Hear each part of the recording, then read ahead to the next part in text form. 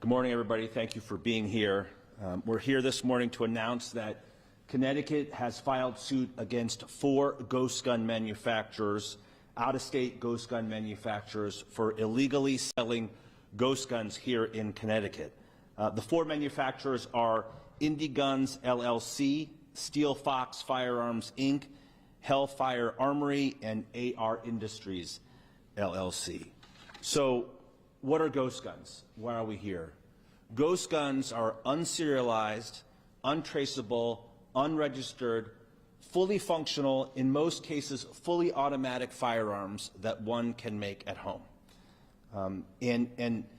Because they're unserialized and unregistered and untraceable, that's why they're ghosts. They're literally unknowable to law enforcement, and I want to thank our partners in the state police for their assistance in our investigation.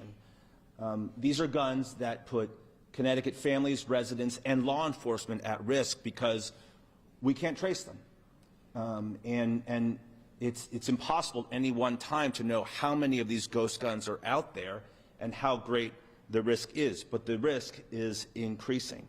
So ghost guns are guns that are untraceable, unserialized, unregistered. Ghost gun parts can be bought on the internet from at least these 4 companies and many others. And ghost gun parts in general, and we have some here today, represent 80% of the gun. When you go on a website, a ghost gun manufacturer and seller, you will see that they advertise an 80% receiver. And what that refers to is 80% of the machined guts of the firearm. It does not normally include the trigger mechanism and the bolt that projects the bullet or projectile. But if you go on YouTube, within, I'm told, 20 minutes to an hour, anybody can take ghost gun parts, the 80% lower receiver, and machine that into a fully functional firearm, fully automatic firearm, in the comfort of your own home and basement without any knowledge or detection by law enforcement or authorities. Selling these firearms, selling these parts is highly illegal under Connecticut law. Not only are they dangerous and highly illegal, they're a menace. And I'm going to talk about why they're such a menace here in Connecticut. So in 2018, when I was still in the legislature and I was chairman of the Judiciary Committee, I wrote the first statute, the first bill to ban ghost guns here in Connecticut. And for those of you who were around then and followed the debate, there was some initial skepticism about ghost guns because not a lot was known about ghost guns. People were hearing about ghost guns for the first time. I remember Jeremy and you and I having a conversation about ghost guns, and they were really the frontier at that time of illegal firearms. We passed a ban on ghost guns in 2019, and that went into law in October of 2019. But let me just tell you what a menace they've become. So back in 2020, in Hartford alone, police seized 252 guns, and 7 were ghost guns. Just a year later, in 2021, of the 341 guns seized, 21 guns, 3 times, were then ghost guns. And now, fast forward to 2022, just a year ago, of the 353 guns seized, now 57 were ghost guns. This is an exponential growth in the number of ghost guns we find on our streets here in Connecticut and in our capital city. These are parts that can be easily obtained online and purchased by people here in Connecticut, even though it is obviously and clearly illegal. Why is it illegal? Because in October 2019, we passed a law that says in Connecticut, no person shall purchase, receive, sell, deliver, or otherwise transfer an unfinished frame or lower receiver. Okay, so it's very explicit that these parts are illegal. And if you want to buy these parts, they must bear a serial number or unique identification number, and they have to be sold or transferred according to the same procedures as you would have to follow if you bought a pistol or revolver under Connecticut law, which means that the seller receives authorization from the Commissioner of the Department of Emergency Services and Public Protection to sell, that there's a background check on the purchaser, and that the sale is made to or between a FFL, a federally licensed firearm dealer. Unfortunately, we have found that you can buy these parts in contravention of those rules against the law here in Connecticut, and with the participation and help of our state police here in Connecticut, we've acquired and purchased 4 80% receivers that I'm going to show to you today. So what are our claims in this lawsuit?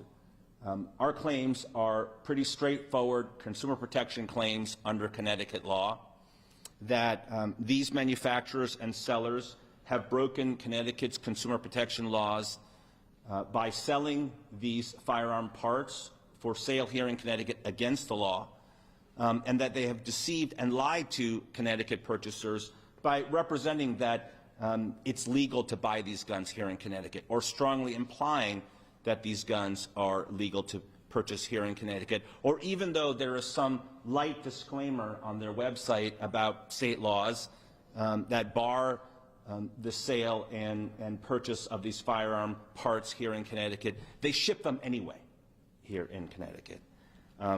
They also, these firearm parts and these transactions violate Connecticut law because it's illegal to own these products here in Connecticut. And under our consumer protection laws, to sell these parts that are clearly illegal is a clear violation of Connecticut law and subjects you to severe fines and penalties under our state's consumer protection laws, and may actually subject people to criminal liability. So I just want to make it very clear to the manufacturers and sellers of these ghost gun parts, it is highly illegal to sell these parts here in Connecticut, and if you do that, we are going to come after you, and we are going to hold you accountable, and you will face the most severe consequences under Connecticut law. So let me show you these parts. Before I do that, I have to put on my plastic gloves to make sure I can handle this, this evidence that we've collected. So what we did was we partnered with state police and we acquired these parts. So let me show you first. This is from Indie Guns. If you go to their website, this is a 80% lower receiver for an AR-15, the same weapon that killed 26 people in Newtown, that is now illegal here in Connecticut for purchase. But you can buy an 80% receiver from Indie Guns, and with some additional tooling at home, and you can buy that tooling, by the way, on these websites with some additional tooling, and with a YouTube video, you can turn this into a fully auto AR-15 assault rifle. What's particularly disturbing about Indie Guns is that nowhere on Indie Guns' website is there a warning, a notice, or any type of disclaimer informing consumers that it's illegal to purchase these firearms here in Connecticut. And we purchased them with the assistance of state police. They shipped it to a P.O. box here in Connecticut, no problem. What is also disturbing about Indie Guns is the language they use on their website. They quote a Supreme Court case from a long time ago where they say, one of the ordinary modes by which tyrants accomplish their purposes without resistance is by disarming the people.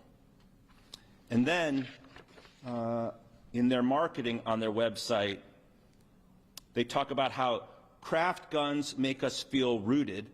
They give us a sense of belonging and connect us with our history. Our ancestors created these out of necessity. Now we build them to put personal firearms beyond the reach of government.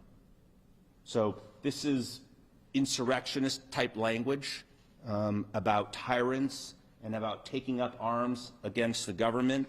And by their marketing and advertising, they emphasize that you can buy these parts and fashion firearms and be beyond the reach of government. A couple of other examples. This one is Steel Fox Firearms at steelfoxfirearms.com.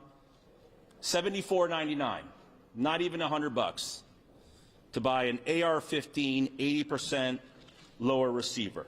Now, what's bad about Steel Fox is that there is some language on Steel Fox's website about Connecticut law and the fact that this may be illegal or is illegal under Connecticut law, but they still sold it to us anyway.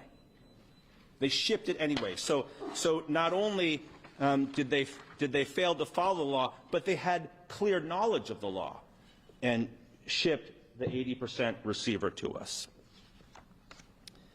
Hellfire. Hellfire Armory. Hellfirearmory.com.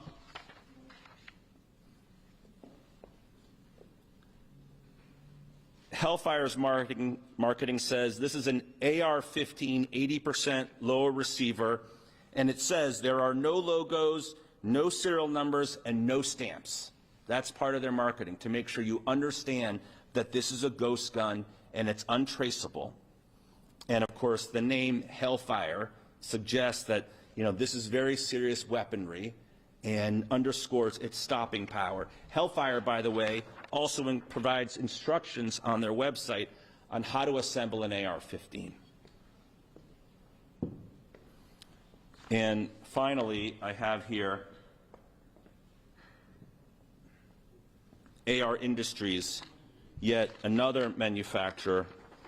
AR Industries is based in Utah. AR Industries, like Steel Fox, does have some references to Connecticut law. It says we don't ship to Connecticut, and then they shipped it to us anyway. Okay? And so these are clearly, again, companies that have knowledge of Connecticut law, that these parts are illegal, that they're dangerous, and they ship them to us anyway.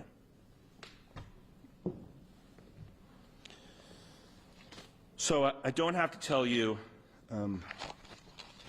how scary it is to think about the risk and the damage that these parts, these guns, you've got the makings, 80% right here, right now, of 4 fully automatic weapons that, with some additional tooling at home, with parts that you can procure, you know, at a hardware store and online, that we could turn these into killing machines, weapons of war that could end up on Connecticut streets today.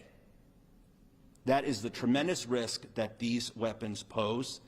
As I said before, it is highly illegal to sell these products here in Connecticut. We were able to purchase them.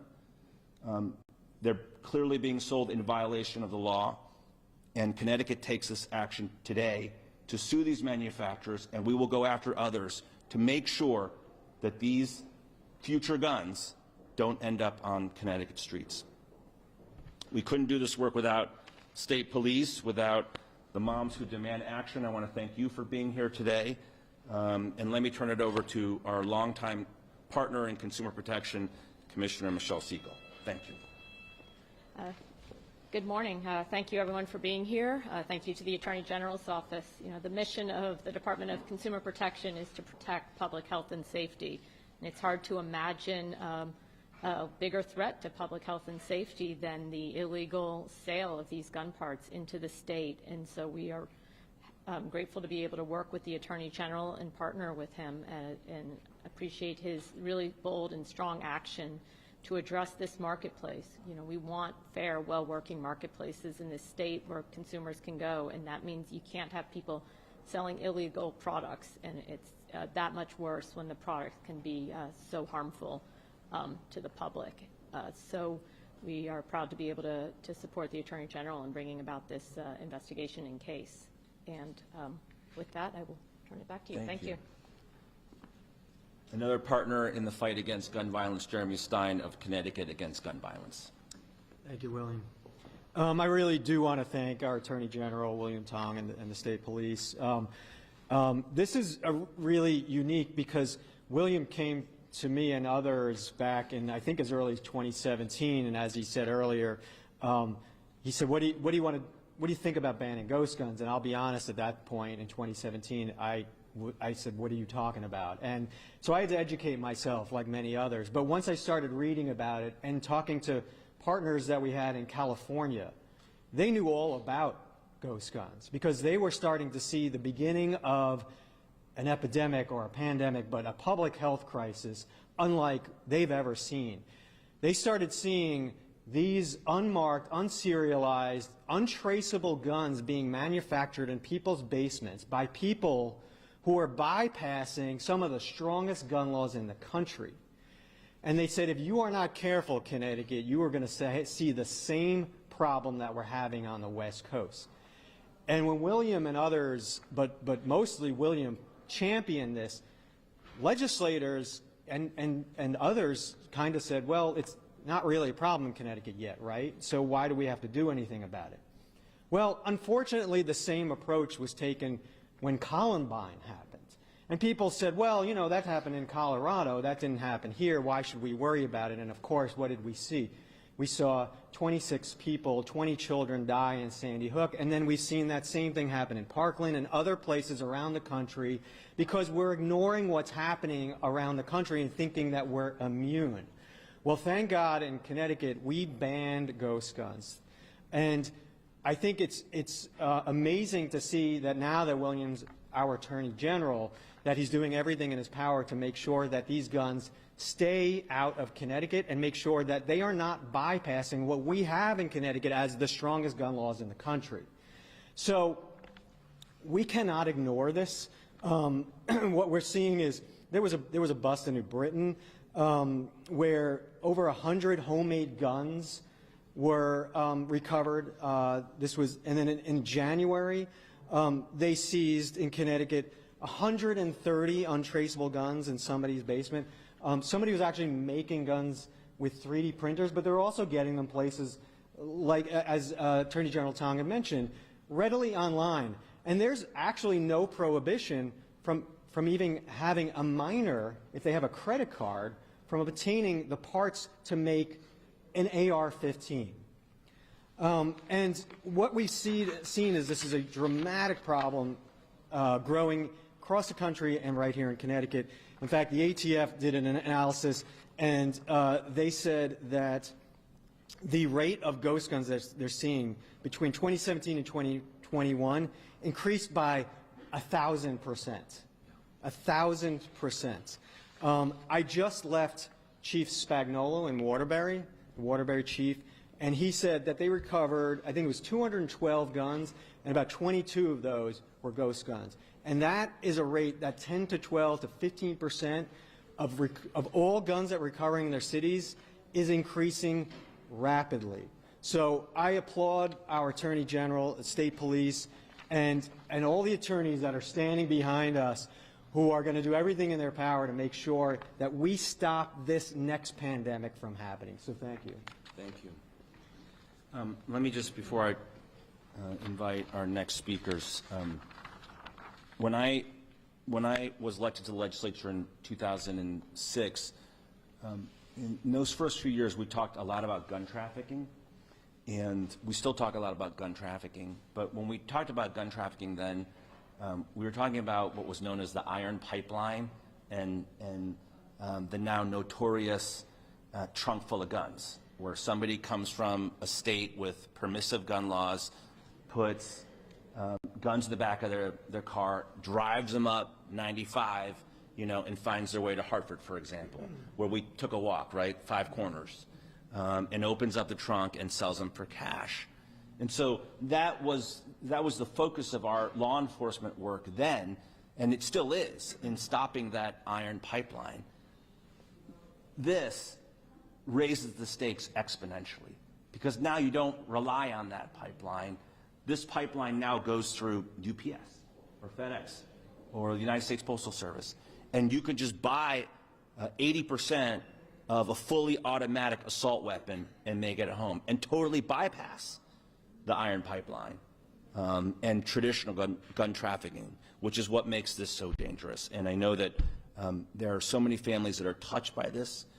This work is entirely about protecting families that have lost way too much in this battle against gun violence. And I want to introduce Deborah Davis, who represents families and Mothers United Against Violence. Hi, my name is Henrietta. Sorry. Oh, there you are. There she is. Henrietta Beckman. I was going to step in for Deborah Davis, but she's here. But I just want to say I applaud the effort to ban these ghost guns and to bring this lawsuit, because in the inner city, our children are dying from regular guns. So why would we want ghost guns that are untraceable to be in our communities, to continue bringing devastation to our community? So I just want to say that on behalf of Mothers United Against Violence, we support your efforts and we are with you. Yes, yes, yes, yes. And it's even more important to note that we're always the victims in every circumstance. We use our inner cities as dumping grounds, and it's unfortunate. So part of our work is to make certain that we can protect and make sure, it's really important, that the victim and the suspect is caught prior to dumping guns in our communities and actually selling them. And so we know in the state of Indiana, they are able to go right to the border and just give guns to young people. They're giving them out. They're not selling them, they're giving them out. And these are some of the things that we want to make sure that our Attorney General definitely makes a closer look at where it's coming from. And I believe because we are always victimized as urban cities, we want to make sure that we have some protection at the front end of this. And I believe that with all of the families that have been impacted, not just by regular guns and just by what's going on in the country, as you know, there's so much all over, we want to make sure that we stand guard as Mothers United Against Violence and other folks throughout the inner city areas where we do the work. We go into the homes. We actually talk about retaliation. We actually try to identify where some of these guns are coming from. And our major goal is access. How are they getting them so quickly? So this is why we really, really support this effort, because we know that ghost guns is just another level of how we are losing and people are being taken for literally nothing. And we can look at the situations and say, you may have had the best sneakers on today. Simple as that. We are losing children to the most simple, unbelievable cases. So we are not ready to really have any more of our kids taken. And these ghost guns, we know they're all over this country. They're all over this world. We know that. So whatever we can do to help support this effort and to make certain that we're not victimized again and again at every level, we want to make sure that we stand close to the Attorney General in this effort to make sure that our voices are heard and that the effort is done. We don't want to react. We want to be proactive, and that's really the key. Thank you. The reason why I asked the Mothers United Against Violence to be here today is because anecdotally we know, in speaking with our criminal law enforcement partners in state police and local police, that many of these ghost guns end up in the hands of young people. And that is a huge risk and problem to our families here in Connecticut, particularly our urban families. And so let me ask Caitlin Doherty of the Newtown Action Alliance to join us. Good morning. My name is Caitlin Doherty, and I was 8 years old when the Sandy Hook tragedy occurred 15 minutes away from my own elementary school. I now help lead Newtown Action Alliance's weekly End Gun Violence luncheon lobby sessions, and I'm also a leader of my college's Trinity Against Gun Violence group where I attend. I'm here on behalf of Newtown Action Alliance to support Attorney General Tong's efforts to enhance the enforcement of ghost gun sales. Ghost guns are a growing problem for law enforcement efforts to reduce violent crimes in the U.S. As others have said, a recent ATF report found that ghost gun recoveries increased 1,000% between 2016 and 2021. A total of 45,000 unserialized weapons were recovered in that time period. Nearly 700 were linked to homicides or attempted homicides. Connecticut is one of the 10 states that regulates ghost guns, and the ATF rule change on ghost guns went into effect last August. The final rule change ensures that firearms with split receivers are subject to regulations requiring serial numbers and background checks when purchased from a licensed dealer, manufacturer, or importer. However, less than a month after the ATF required serial numbers and background checks for build, buy, shoot kits, sellers have found a workaround for these rules. Laws, regulations, and rules are only effective with proper enforcement. We support the efforts to close any loopholes in Connecticut's ghost gun regulation and fully support Attorney General Tong in his efforts. Thank you. Thank you. Thank you, everybody. Questions? How hard would it be? So, let's just take an example like sports gambling or internet gambling. So, if you live in another state where that's not legal and you log on to one of those gambling websites, it says, "Sorry, can't log on, can't get on this website." So, how hard would it be to just trace people's IP addresses who are trying to log on to these websites from Connecticut and saying, "Can't get on"? You're saying how hard would it be to find out whether these resellers know that? No, to stop people from purchasing them who are living in Connecticut. You can put a block on them from even accessing. Well, I think in most cases those blocks are put on and enforced by the seller. And so if you're running a company out of state and you're,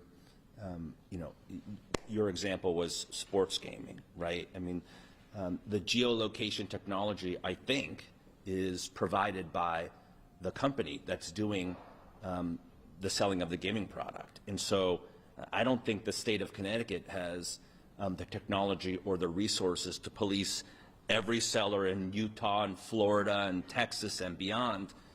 I mean, there's a proliferation of these sellers and manufacturers, and it's on them to follow the law and not on state police to find some technology to block them.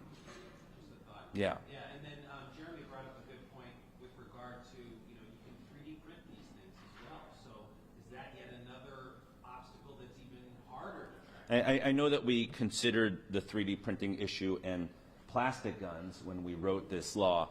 We're focused today on what is clearly hard metal capable of producing a fully automatic firearm. In the course of this investigation or for sellers or companies here, did you attempt, or did state police attempt to purchase from other companies and find that they were successfully blocked from doing so? I can't speak to the scope of our investigation except to say that these 4 manufacturers clearly sold to us here in Connecticut. Has anyone in the state of Connecticut been prosecuted for purchasing one of these receivers? You're asking about criminal prosecution. I don't have that information. On the AR-15, you mentioned several times. So, Are you aware? what more would need to be done for the AR-15? In other words, these look relatively small here. Are you saying that these companies would sell you the other parts to make an AR-15, or you have to find that out yourself? So I'm not an expert, and when you said small, I mean later come by and put on some gloves, and I can show you that these are substantial machined parts that clearly by handling them you can tell they're capable of handling the impact of firing a bullet projectile. And I think you have to use your imagination a little bit and envision this as a fully functional AR where there's a handle, there's a butt coming out the back. Those are things that are easily attached or assembled, and then it's the trigger mechanism and the bolt. And yes, you can buy those parts online either from these sellers or from other manufacturers and sellers, but it is not hard to acquire those parts, in addition to some tools and tooling from a local hardware store, again, to pull this off in 20 minutes to an hour. You mentioned that these parts are being shipped in through UPS, FedEx, USPS. How much responsibility do those companies and the U.S. Postal Service bear in making sure that these products aren't? Good question. And, you know, our investigation covers the whole supply chain and pipeline, and if we find that people have knowledge that they're aiding and abetting or assisting in the sale of illegal products, we'll hold them accountable. Are the states where these weapons are coming from doing anything to prosecute? I'm not aware of any enforcement actions in those states. How many states are like Connecticut? In other words, how many states are ghost guns legal and how many are they illegal? I think, thanks to Caitlin, she cited 10 states that have made them illegal in the same way that we have. I think Connecticut was first, or close to first. So these are companies that are shipping illegal guns into Connecticut. Do we know, are there any companies that we've identified that are making these guns in Connecticut and either shipping them out of state or within our state? So I'm not aware of Connecticut-based firearm companies and what they're currently selling. Obviously, at various points, we had a fairly robust gun manufacturing industry here in Connecticut, and we still have some companies here in Connecticut, and they may continue to make firearms that you know, may qualify as assault weapons. I don't know today. They're not able to be sold here in Connecticut. Can you talk about what type of penalties you're seeking in this lawsuit? Yeah, so we just commenced the lawsuit, and as part of our lawsuit, we'll continue our investigation. Suffice to say that we will seek the maximum amount of fines and penalties under our consumer protection laws. Can I ask one background question? Sure. As far as the ATF's position on the Sure. firearm parts, is there anything in legislation that they can do a federal ban on these, or is this just the Wild West right now? Well, we are encouraged by ATF's action in their classification of these parts. It's my understanding that ATF believes these parts to be firearms now according to federal law, and that ATF wants to require these parts to be serialized and registered in states where that's required. You know, we bought these parts recently. They're unserialized and they're unregistered. And so I think it speaks for itself. These are illegal under Connecticut law. While we support ATF and its actions, we're clearly seeing these parts being bought and sold here in Connecticut, and it's still a huge risk to us. And also, just to be clear, you got one each from each of these manufacturers? Correct. In other words, okay, so you didn't continue it on and they sold you 10 guns? No, but I'll tell you what. If you go on, I can't remember which one it was. It might have been Steel Fox, but I encourage you all to go back and bring up the websites for these companies. One of them sold for roughly $1,000 an AK-47, and I don't think that was. I don't think those were 80% parts. I mean, they're selling a fully functional AK-47. So take a look at the website. They sell all manner of firearms and 80% receivers, and they make no bones about it. And one time again, you said you can get these things for like $75. Is that what you said? Or Give or take? around there. One off topic. Yeah. In terms of the Stone Academy investigation, any updates on that? Can you say anything about whether Stone? We're focused on it. Actually, a number of team members in our consumer protection group that are doing this work are also focused on Stone Academy, and we're doing everything we can to help the students. I think one of the challenges that we're trying to tackle, that the state's trying to tackle right now, is to understand how many students were impacted, who paid what to Stone, right, where they are in their education and clinical and licensing and test taking process, Unfortunately, that information is not super clear, and so in order to help the students, you have to know where they are and what they're owed. And so that continues to be a focus of the state, and our investigation of Stone itself and holding them accountable is proceeding as fast and as aggressively as we possibly can. Have they complied with the subpoena in any way? I think they're working with us. I can't say that it's been difficult, but we're working on it. Anyone else on ghost guns? All right, thanks everybody.